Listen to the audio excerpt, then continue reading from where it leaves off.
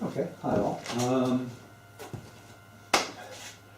to talk about the last two white belt strikes basically at the same time. They're pretty quick.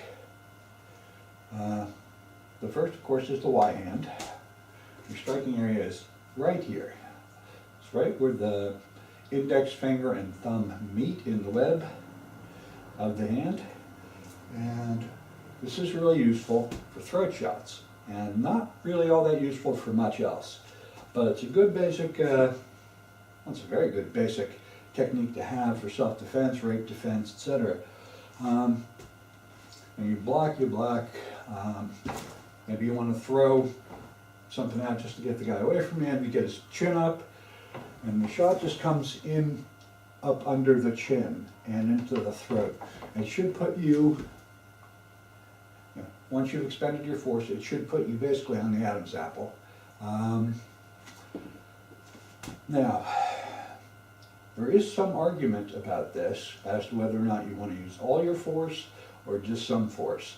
If you're talking about rape defense, particularly gang rape defense, I say go with all force. Everything that you can muster into it. Which goes back to what we talked about in the palm strike. Don't mind me, it's essential tremor.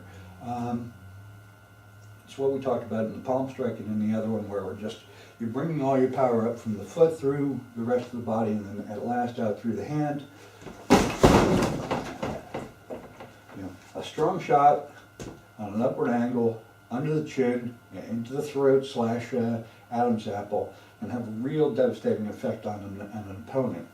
I've only ever used it once in a street fight, but it did what it was supposed to do. Now, that being said, we're going to just go through this one more time. This is your striking area between your thumb and forefinger. Your target area is one thing and one thing alone, and that is up under the chin and into the Adam's apple. You do this with as much force as you can bring through you. We're not going to talk about the grab today, we're just going to talk about the Y hand itself. Now, the next thing we're going to talk about here is spear hands, spear fingers, whatever you want to call it. Your index finger, middle finger over top of it, and the thumb behind it. Now this also is good for a limited number of things. You can hit the eyes, you can hit just under the ear, but for our purposes we're going for the hollow of the throat. Just above the sternum. When the sternum stops and the throat picks up, there is that little hollow right there. Now you're going to be facing somebody more likely than not who's taller than you, so you actually have to go up out of your way to get it in there. In kata we have it 1, 2, 3, and then bang in, and again. Reason for that is you want to get the head up. Most fighters drop their chin once a fight is started. It covers their throat and their airway, which is good practice to get into, and we'll talk about that in another stance.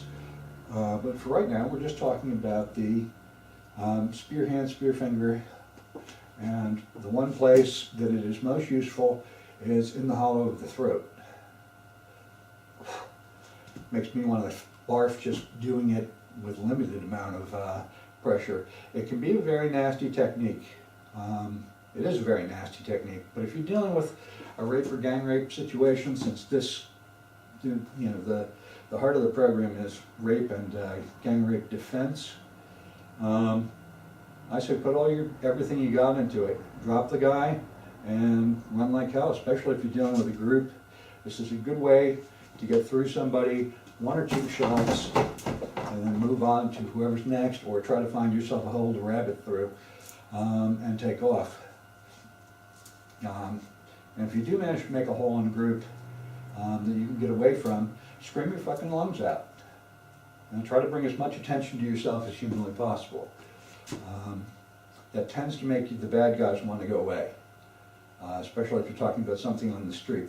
But I covered both of these simultaneously because they are actually pretty short, and I'm going to stick to that. We have the index finger, middle finger goes on top, thumb comes up under the bottom, and this gives you the little shock absorber effect that you're looking for, so that you can actually use this against a person. It goes the same for both hands, and it is delivered just a little differently because you've got to come up and over the sternum on somebody who's going to be taller than you. That all being said, hopefully this covers it well enough. If not, happy to get back to it. David Keynes, Ruiz Kempo.